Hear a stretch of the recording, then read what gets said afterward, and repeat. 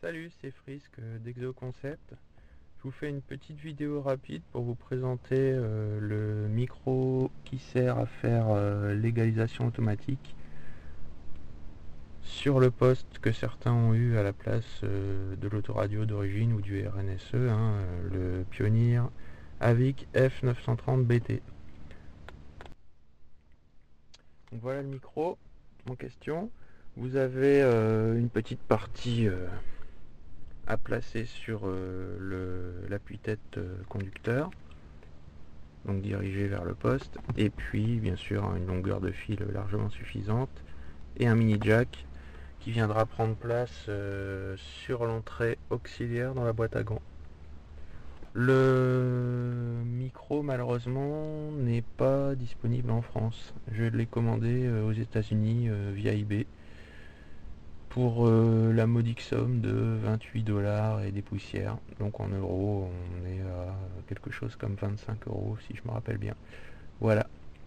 Délai, je l'ai reçu 12 jours après la commande.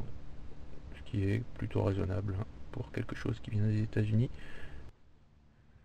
Alors, on va dans paramètres audio-vidéo et mesure égalisation automatique et grisée. On n'y a pas accès.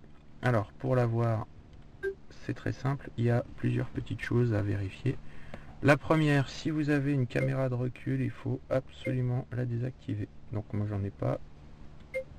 Si vous avez fait la petite bidouille totalement illégale qui consiste à modifier légèrement les fils du connecteur à l'arrière du poste pour pouvoir regarder des vidéos pendant que vous conduisez, la mesure automatique ne sera pas possible non plus. Donc si vous avez joué un petit peu avec ça, il faudra remettre tout comme à l'origine avant de pouvoir le faire. Je l'ai pas fait, je suis pas embêté. Et puis la dernière chose à savoir, c'est que vous devez couper la musique avant de pouvoir lancer la procédure. Une fois tout ça vérifié, il n'y a pas de souci normalement. Vous allez dans configuration, paramètres audio-vidéo.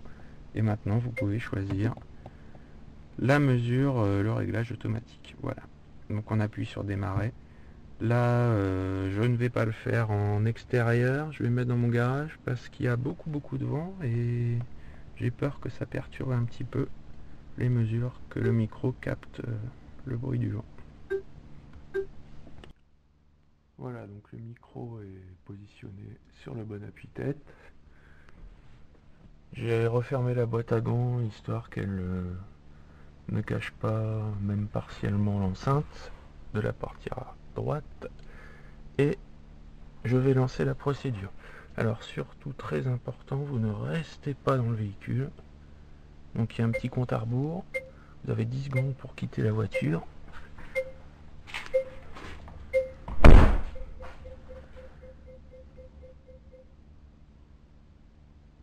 Et c'est parti. Donc on va entendre des bruits type souffle, très puissants, qui vont sortir des enceintes une par une. Donc si vous restez dans la voiture, à mon avis vous en prenez vraiment plein les oreilles. Ça ne peut pas être recommandé. La procédure en elle-même dure quelques minutes. Je ne vais pas chronométrer, c'est de l'ordre de 3-4 minutes. Voilà, donc la procédure vient de se terminer.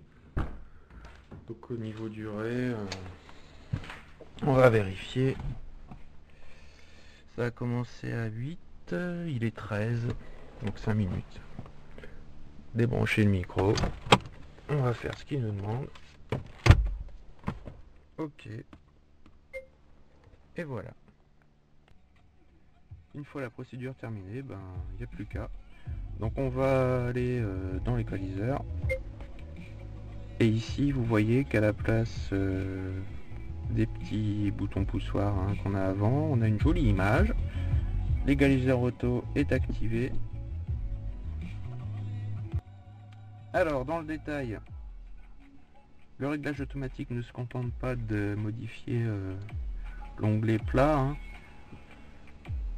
vocal, naturel, puissant, super basse, tout le monde y a le droit. On perd les personnalisations. Par contre, vous pouvez toujours désactiver l'égaliseur auto, pardon, et retrouver les réglages d'origine. Donc une fois que c'est fait, activer, désactiver en une touche. Personnellement, je préfère le réglage puissant. Et après, c'est parti pour du bon son dans l'Exeo. Allez, la touche finale.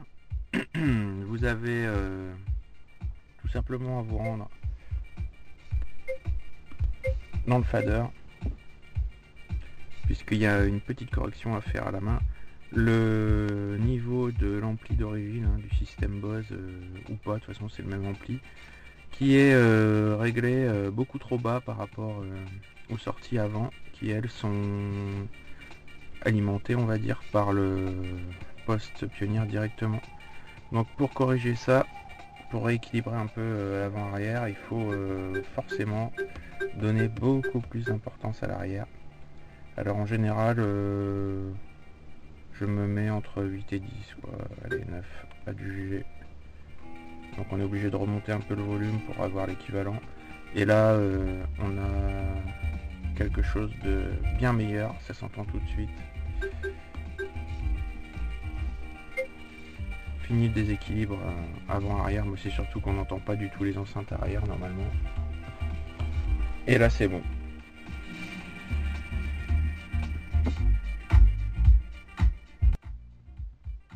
Alors bien sûr tout ça c'est bien gentil, mais si vous écoutez des sources complètement pourries, du genre MP3 compressé à 128 kg par exemple, vous pouvez oublier.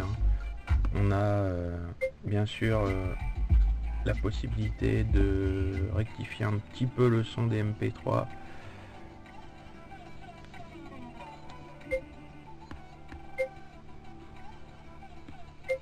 Donc ça se passe ici, intensité du son. Là on va rehausser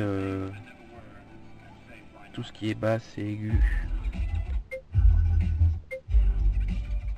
Le problème c'est que je trouve le son est quand même trop modifié.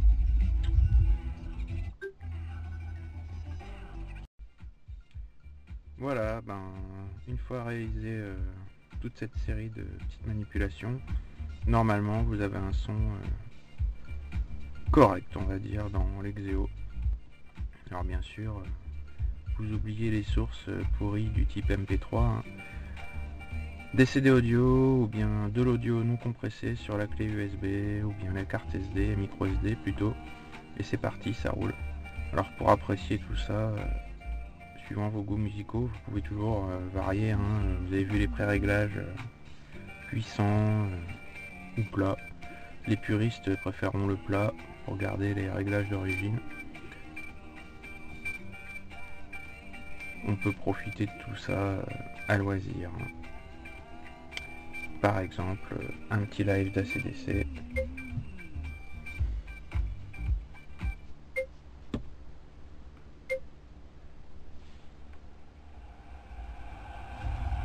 On monte le son et on essaye de pas rouler à 200 avec l'Exeo sur l'autoroute. Voilà. Allez, à bientôt sur le forum.